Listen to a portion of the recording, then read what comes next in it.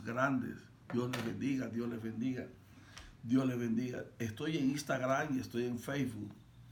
Quiero solamente usar unos minutos, algunos pequeños minutos, por algo que quiero tratar y que estoy tratando en estos días. A todos los que se conectan, Dios les bendiga poderosa, estruendosa, maravillosamente.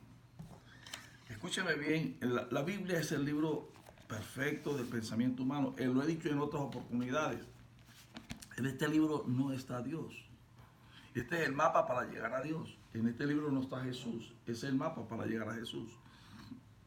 Aquí están las recomendaciones, los diseños. Aquí están algunas descripciones de cómo quiere Dios que tú llegues a Él. Con qué quiere que tú llegues y para qué quiere Él que tú llegues. Dios está deseoso de que tú seas bendecido, puesto de que Dios es tu Padre. ¿Qué significa Padre?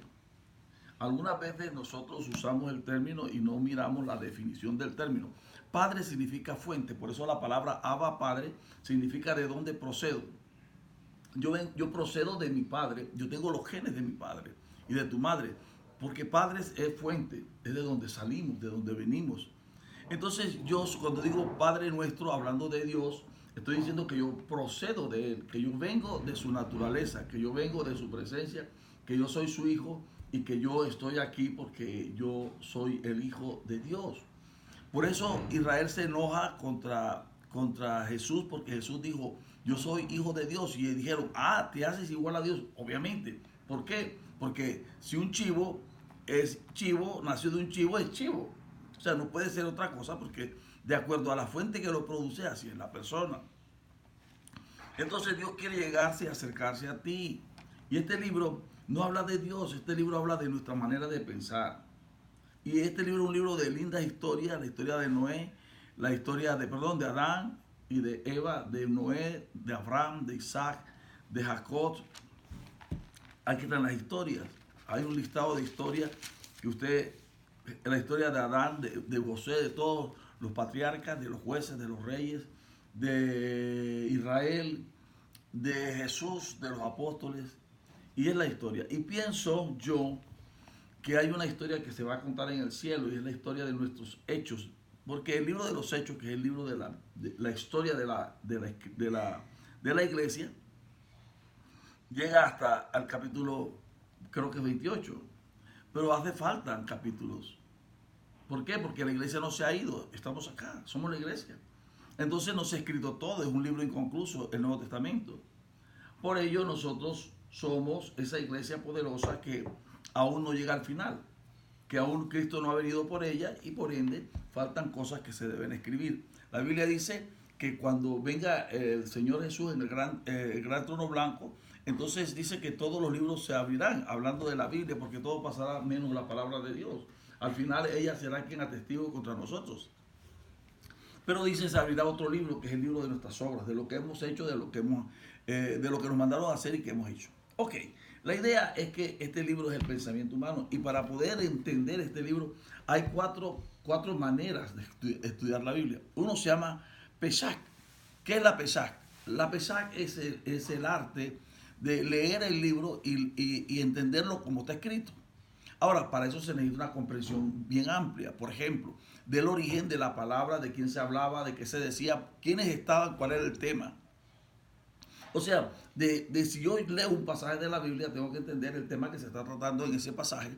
No solo eso, tengo que entender la historia de ese pasaje, tengo que entender la cultura de ese pasaje, la terminología de ese pasaje.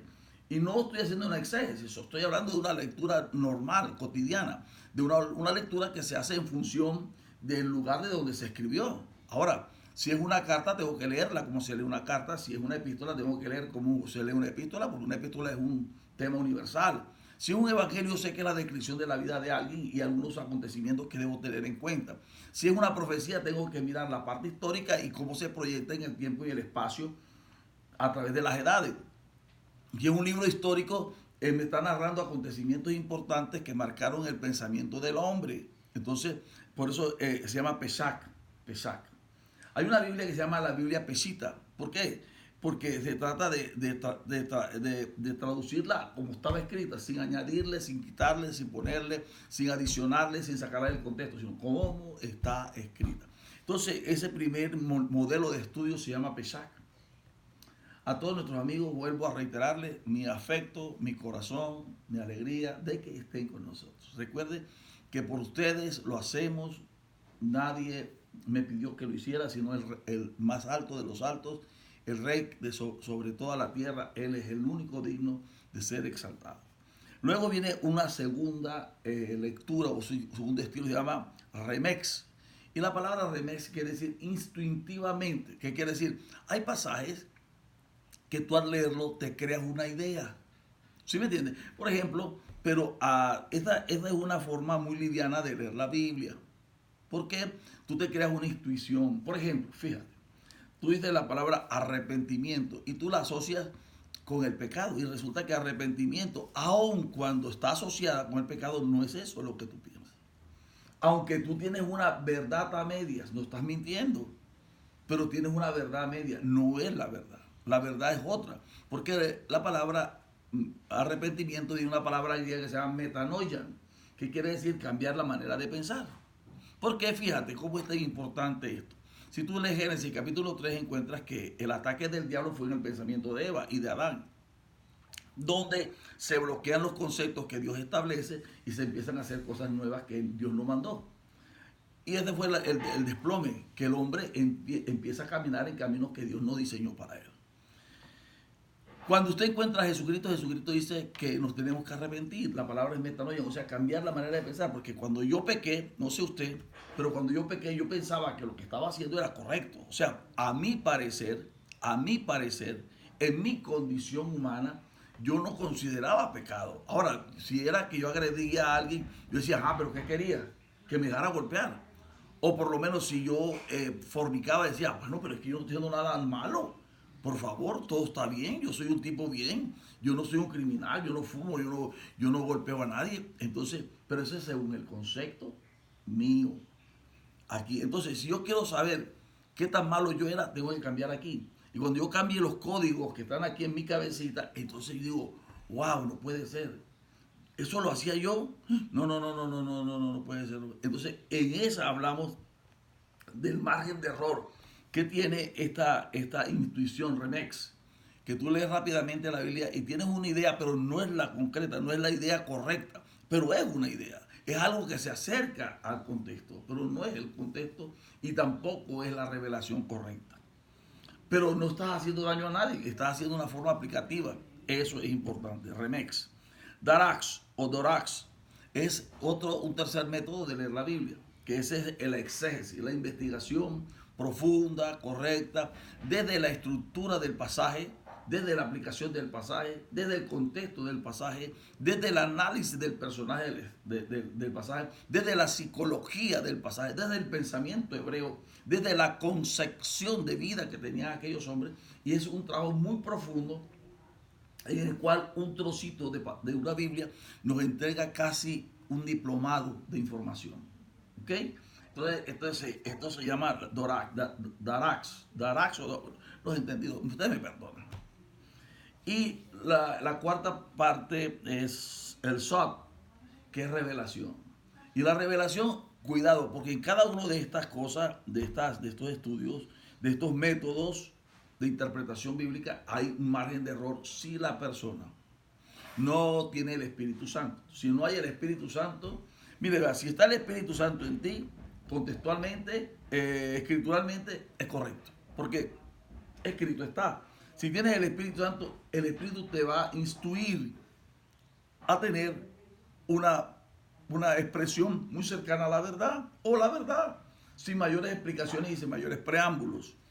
En Darax, la exégesis, aun cuando el término, que eso me pasaba a mí cuando estudié, que hay veces estudiaba las escrituras, digo, no, pero esto no es entonces como, me parece que, no sé, me parece como malo la cuestión. Porque un término puede concebir una traducción diferente a la que normalmente creemos y que religiosamente entendemos. Y yo me frustraba. Pero el espíritu, si el espíritu está ahí, entonces coloca lo espiritual en lo espiritual y lo carnal en lo carnal. Y por último, la revelación. La revelación, si no tenemos el Espíritu Santo, vamos a estar diciendo cosas tonteras que no tienen ningún sentido, ninguna coherencia, y que estamos inventando en función de algo que de repente se nos reveló. Y estamos exagerando el término y estamos concibiéndolo de una manera diferente, porque la revelación vino, pero la interpretación la estoy haciendo yo, y entonces es el problema grave que nos puede acontecer. Esta mañana quise dejar esta pequeña reseña, y vamos a tocar unos temas. Voy a estar en algunos sitios para grabar y para enviar un mensaje a todos ustedes. Quiero decirles que les amo, quiero decirles que les amo. Estamos en Instagram y estamos en Facebook. Entonces estamos grabando para Instagram, estamos grabando para Facebook. Dios les bendiga, Dios les guarde, el Dios eterno haga de esta semana que se inicia hoy la mejor y más extraordinaria semana. Que tus días sean buenísimos, que tu casa esté bendecida, que nada te falte y que el Dios de los cielos se revele ante ti. Que Dios guarde tus hijos, tu casa, tus bienes, lo que haces, lo que piensas, tus proyectos de este año se alineen y puedas alcanzarlos. Te quiero mucho.